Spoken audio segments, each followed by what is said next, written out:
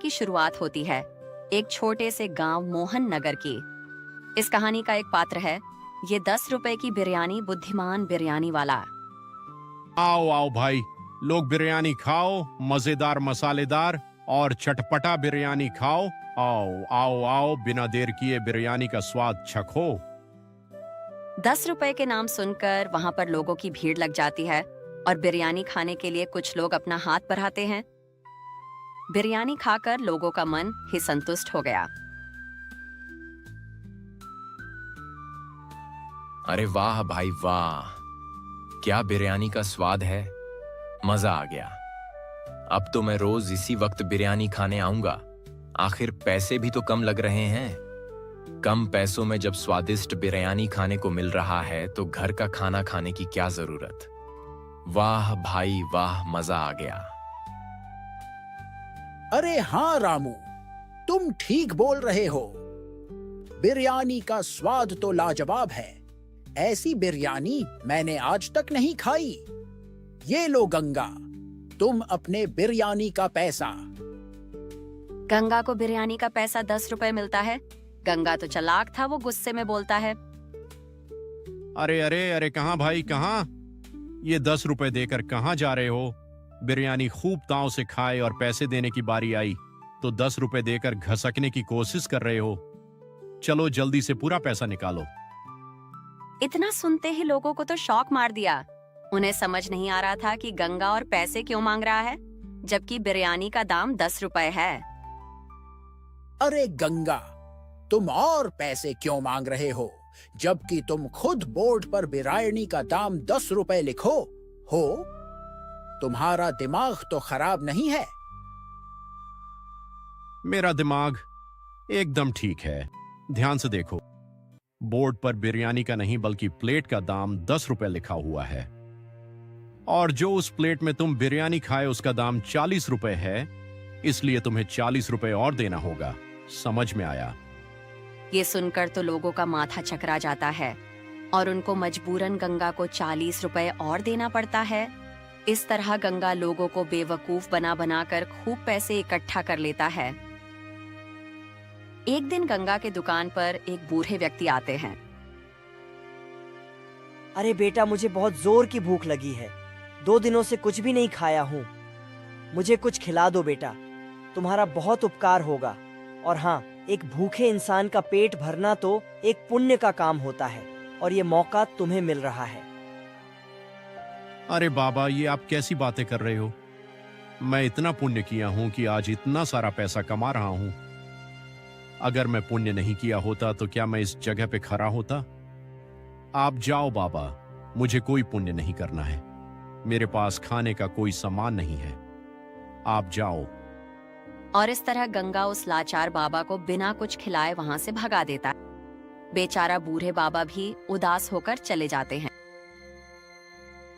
इसी गांव में एक सरला अपनी बूढ़ी माँ जानकी के साथ रहती थी।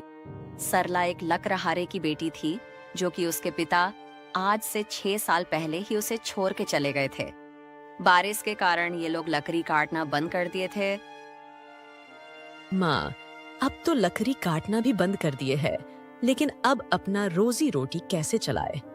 कुछ तो करना होगा ना। हाँ बेटी, घर का स्थिति दिन पर दिन खराब होते जा रही है। अगर जल्दी कुछ नहीं सोचा तो एक दिन भुखमरी का सामना करना पड़ेगा। मेरे मन में एक ख्याल आ रहा है, बेटी क्यों ना हम भी बिरयानी का ठेला लगा लेते हैं। देखो ना, बाजार में एक ही बिरयानी की दुकान है और वो गंगा का ही है। अगर हम भी लगा ले तो काफी अच्छा चलेगा। अरे हाँ माँ, तुम्हारा तरीका तो काफी अच्छा है और मुझे बिरयानी बनाना भी आता है। ठीक है माँ, मैं आज बाजार से सारा सामान ले आती हूँ और कल से बिरयानी का ठेला लगा देती हूँ।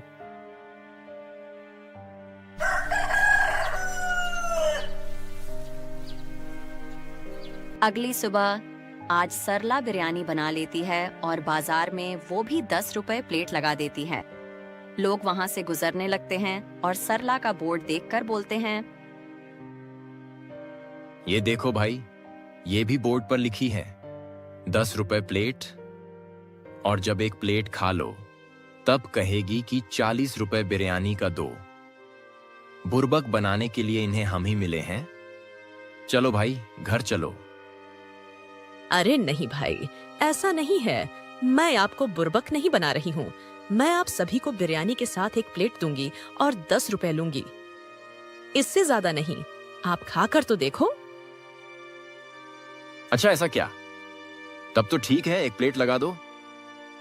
सरला 2 प्लेट लगा देती है और दोनों लोगों को एक एक प्लेट हाथ में थमा देती है। दोनों लोग खूब चाव से खाते हैं और खाने के बाद कहते हैं, अरे भैया, ये क्या? ये तो गंगा के बिरयानी से भी ज्यादा अच्छा है। गंगा एक प्लेट का 50 रुपए लेता है और इस बिरयानी से उसका बिरयानी तो बकवास लगती है। अरे वाह सरला, तुम्हारे बिरयानी का कोई जवाब नहीं। ये लो तुम्हारा 10 रुपए और ऐसे ही मसालेदार बनाती रहो, हम रोज खाने आएंगे। और इस तरह सरला अपने बिरयानी खूब शहरों में मशहूर कर दी। ये देखकर गंगा उससे जलने लगा। अरे ये सरला क्या कर रही है? 10 रुपए बिरयानी बेचकर हमारा नुकसान तो कर ही रही है, साथ में अपना नुकसान भी कर रही है। जितना बिरयानी बनाने में लागत लगता है उतना तो उसका पूंजी भी नहीं निकलता है। खैर छोड़ो, जब वह अपने पैसों की गिनती करेगी तो खुद उसे अपना नुकसान का अंदाजा का पता चलेगी। एक दिन ऐसे ही वह बूढ़े बाबा सरला के भी बिरयानी की दुकान पर आते हैं। अरे बेटी, मुझे बहुत जोर के भूख लगी है। भगवान के लिए मुझे एक प्लेट बिरयानी खिला दो। भगवान तुम्हारा भला करेंगे। अरे बाबा, ये आप कैसी बातें कर रहे हैं? भूखे इंसान को तो खाना खिलाना कितना पुण्य का काम होता है। आइए बाबा, बैठिए, मैं आपको बिरयानी खिलाती हूँ। सरला बहुत ही गरीब थी और एक गरीब का हाल वो बहुत अच्छे समझती थी। बेचारा बूढ़े बाबा को भर पेट सरला बिरयानी खिलाती है। बाबा वहां से खाकर चले जाते हैं। शाम हो जाती है और सरला का बिरयानी खत्म हो जाती है और वह खुशी खुशी घर जाने लगती है। अरे वाह भगवान, आपका लाख लाख शुक्र है। आज ही बिरयानी का दुकान खोली और आज ही सारा बिक गया। पैसे तो काफी अच्छे बन गए हैं माँ, इसे देखकर बहुत खुश होगी। सरला घर पहुंच जाती है और सरला अपने हाथ का पैसा अपने माँ के आंचल पर रख देती है। अरे बेटी, ये क्या इतने सारे पैसे? लगता है कि आज खूब आमदनी हुई है। हाँ माँ, आज मेरे जितने बिरयानी थे वो सब बिक गए। और माँ, बिरयानी का सब लोग इतना तारीफ कर रहे थे कि पूछो मत। और माँ, मेरे दुकान पर एक बूढ़े बाबा भूखे आए थे तो मैंने उन्हें भर पेट बिरयानी खिलाई। अरे वाह बेटी, आज तुमने साबित कर दिया कि तुम मेरी ही बेटी हो। भूखे इंसान को खाना खिलाना बहुत ही पुण्य का काम होता है। और हाँ बेटी, तुम ऐसे ही गरीबों का पेट भरते रहना, क्योंकि हम भी एक गरीब ही है और एक गरीब का दुख समझ सकते हैं। ठीक है माँ, मैं आपका संस्कार कभी नहीं भूलूंगी।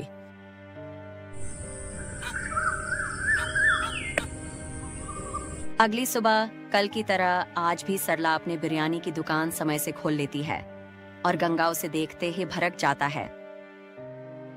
ये सरला आज फिर से दुकान खोल ली, इसे कल नुकसान नहीं हुआ क्या?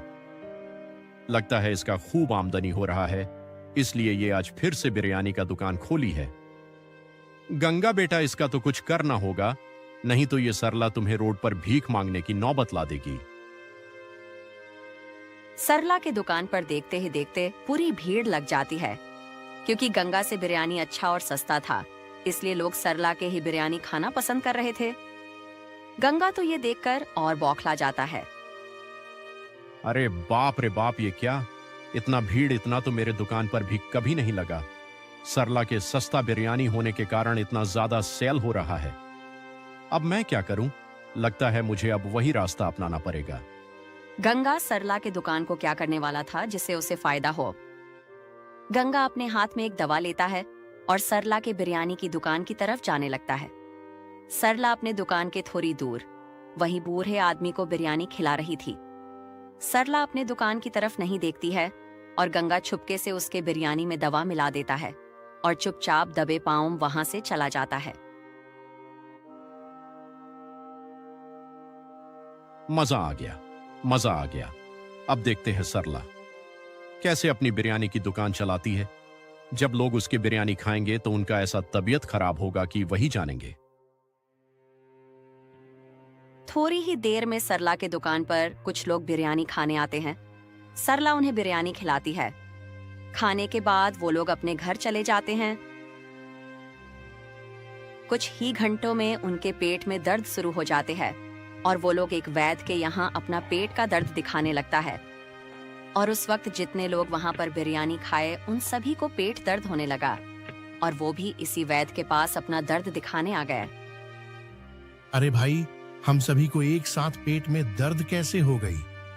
कल तक तो हम सब बिल्कुल ठीक थे। तभी वहां पर गंगा आ जाता है और उनसे कहता है, ये सब कोई इत्तेफाक नहीं है कि तुम सभी को एक साथ पेट दर्द करने लगा। ये सब उस सरला की बिरयानी की वजह से हो रहा है। आपको याद है कल आप सभी ने उस सरला की दुकान से बिरयानी खाए थे, उसी का नतीजा है। सरला कम दाम में बिरयानी देकर आप सभी को बीमारी का शिकार बना दी है। इसलिए मैं आपको बोलता था कि सस्ता नहीं बल्कि अच्छा। देखो इग्याल, लेकिन आप लोगों ने नहीं माना। 10 रुपए की बिरयानी की वजह से आज आपको ये दिन देखना पड़ रहा है। अरे हाँ भाई, गंगा ठीक बोल रहा है। कल जब से उस बिरयानी को खाकर घर आए, उसी वक्त से मुझे कुछ अजीब लाग रहा था। चलो भाई, ये सब बात सरपंच को बताते हैं। अब वो ही इसका फैसला करेंगे। गंगा तो बहुत खुश हो जाता है। उसका तीर का निशाना बिल्कुल सटीक लगा था। एक तीर से 2 निशाना लगाया गंगा ने। सारे लोग सरपंच बैठाते हैं और इस बात को वहां रखते हैं। सरपंच ये खबर सुनकर सरला को यहाँ बुलाने का आदेश देते हैं। गांव के 2 आदमी सरला को बुलाने चले जाते हैं। अरे सरला, सुनो सरला, तुम्हें सरपंच ने पंचायत भवन में बुलाया है। जल्दी से आ जाना, नहीं तो बहुत बुरा होगा। अरे माँ, ये पंचायत भवन में क्यों बुला रहे हैं? कहीं मुझसे कोई गलती तो नहीं हो गई? क्या पता बेटी, अब वहां जाने के बाद ही पता चलेगी कि सरपंच साहब हमें क्यों बुला रहे हैं। दोनों लोग पंचायत भवन के लिए निकल जाते हैं। उनके मन में यही चल रहा था कि ऐसा क्या हो गया है कि पंचायत बैठाना पड़ा। अरे सरला, ये लोग कह रहे हैं कि तुम अपने बिरयानी में कुछ मिलावट करती हो, जिसके कारण इन बेचारों को बिरयानी खाने से पेट दर्द करने लगा। नहीं सरपंच साहब, ये सब झूठ बात है। मैं कभी भी बिरयानी में कुछ ऐसा नहीं मिलाया जिसे लोगों को नुकसान हो। मैं तो बस वही चीज मिलाती हूँ जो उसमें लगता है। अगर आप चाहे तो मेरे बिरयानी को चेक कर सकते हैं। अब बोलो, पंच के लोग क्या फैसला सुनाए? सरला की बात भी मुझे सही लग रही है। नहीं नहीं सरपंच साहब, ये सरला झूठ बोल रही है। ये अपने बिरयानी में मिलावट करती है, जिसके कारण ये 10 रुपए में बिरयानी बेचती है। अब आप ही बताइए कि 10 रुपए बिरयानी कहाँ है? और हाँ, मैंने खुद अपनी आंखों से इसे बिरयानी में दवा मिलाते देखा है। हाँ हाँ सरपंच साहब, इस सरला की वजह से ही मेरा पेट दर्द करने लगा है। कल तक बिल्कुल ठीक था और जब से इस सरला की दुकान से बिरयानी खाए है, तब से मेरा पेट में कुछ कुछ होने लगा है। सरपंच ने पंच की बात सुनकर उसे लगने लगा था कि सरला ही कसूरवार है। सारे पंच की बात सुनकर मैं इस नतीजे पर पहुंचा हूँ कि सरला ही कसूरवार है और वो अपना बिरयानी में दवा मिलती है जिससे लोगों को तबीयत खराब हो रही है। इसलिए सरला को ये सजा मिलती है कि। रुक जाइए सरपंच साहब, ये आप क्या कर रहे हैं? जो कुछ किया ही नहीं उसे सजा मिल रही है, और जो ये काम को अंजाम दिया है वो बिल्कुल सांड से खरा है। ये बिल्कुल गलत हो रहा है सरला के साथ। 1 मिनट, तुम कौन हो और ये क्या बोल रहे हो? तुम्हें पता भी है कि तुम जिसे निर्दोष कह रहे हो वो कितना बड़ा गुनहगार है? हाँ सरपंच साहब, मुझे पता है कि मैं क्या बोल रहा हूँ और सरला को मुझसे ज्यादा कौन जानता है। मैं एक साधु हूँ जो कि रूप बदलकर सबका जांच करता हूँ। और ऐसे ही एक दिन मैं गंगा के बिरयानी की दुकान पर गया और बोला कि मुझे बहुत जोर की भूख लगी है। लेकिन गंगा ने मुझे वहां से दुत्कार कर भगा दिया और वहीं मैंने सरला के पास गया और इसने बिना कुछ बोले मुझे भरपेट बिरयानी खिलाई। और रही बात कुछ मिलावट की, तो ये मिलावट सरला ने नहीं बल्कि गंगा ने सरला के बिरयानी में दवा मिलाई है। ये सब मैंने अपने आंखों से देखा। उस वक्त मुझे सरला बिरयानी खिला रही थी, इसलिए वो अपने दुकान की तरफ नहीं देखी। इसी का फायदा गंगा उठाया और दवा मिला दिया। इतना बूढ़े बाबा बोलते हैं तो सब हक्के बक्के रह जाते हैं और फिर सरपंच को सरला पर विश्वास होने लगता है। क्यों गंगा बोलती क्यों बंद हो गई? ये बूढ़े बाबा क्या बोल रहे हैं? तुम्हारी खामोशी साफ झलक रही है कि तुम ही गुनहगार हो। सुनो पंच के लोग, गंगा को इस गांव से दूर फेंक दो और कभी भी इस गांव में दिखा तो मुझसे बुरा कोई नहीं होगा। और सरला, तुम्हें जो भी इसके वजह से परेशानियां हुई हैं, उसका मुआवजा मैं दूंगा। और हाँ, गंगा का बिरयानी दुकान तुम रख लो और खूब अच्छे से चलाओ। तो इस तरह बूढ़े बाबा की वजह से सरला को कोई नुकसान नहीं हुआ और तो और उसे एक अच्छा दुकान भी मिल गया। उस दिन सरला खूब मेहनत करती और ऐसे बढ़िया बढ़िया बिरयानी बनाकर सस्ते में बेचकर खूब लोगों का प्यार और विश्वास जीतती रही। तो दोस्तों, इस कहानी से हमें ये सीख मिली कि कोई हमें कितना बुरा करने की कोशिश करे तो हमें परेशान होने की जरूरत नहीं। अगर आप अच्छे कर्म किए होंगे तो भगवान को आपकी मदद करने आना ही पड़ेगा। अगर आपको ये कहानी अच्छी लगी तो और लोगों के पास शेयर जरूर करें। धन्यवाद।